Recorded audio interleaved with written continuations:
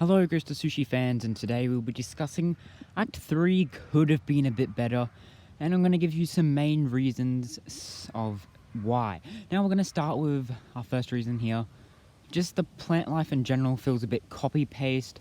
It's the same white trees, the same red plants, the same white plants. They're everywhere. You see them all over Act 3. And yeah, it looks nice and all, but it doesn't really do much to mix things up a bit other than a few mountains or villages or temples here and there.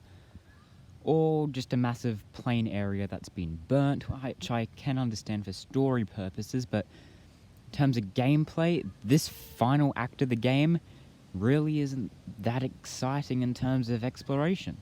There's just no really interesting sights, and I feel it could have been executed a bit better. There is a nice bamboo forest by Jogaku Temple with a nice frozen lake, but that's really all it does to break things up.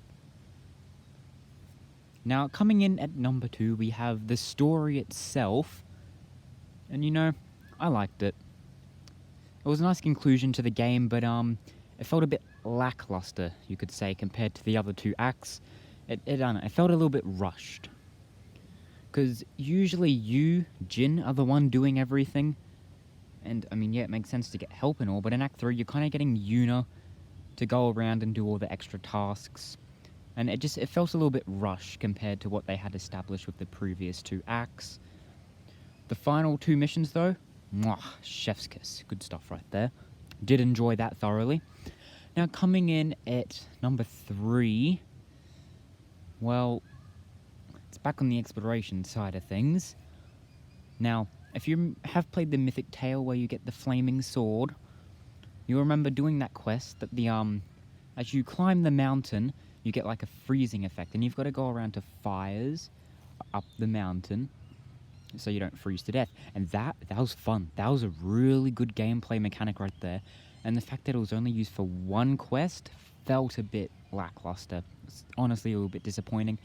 If there was a snowstorm while you're in Act 3 or something like that, it would have been fun to see some sort of freezing mechanic where if you don't get to warmth quick enough, you will freeze.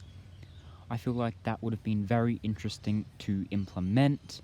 Obviously, in terms of story missions, you'd probably have to take it away due to reasons, or they could have implemented that into the story missions.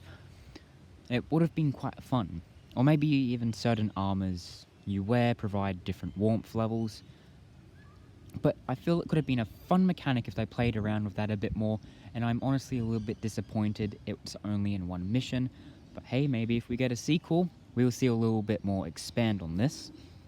Another thing I would like to add on to quickly for them to expand on would be, if you've played it, you'll remember seeing this giant siege weapon throwing these flaming rocks at a village.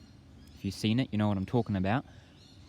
More encounters like that really could have added to what otherwise is a very plain third act of the game. If there was more stuff around there, I feel it really would have added to the world, gameplay. It just made it overall more fun to go hunt out these things in Act 3.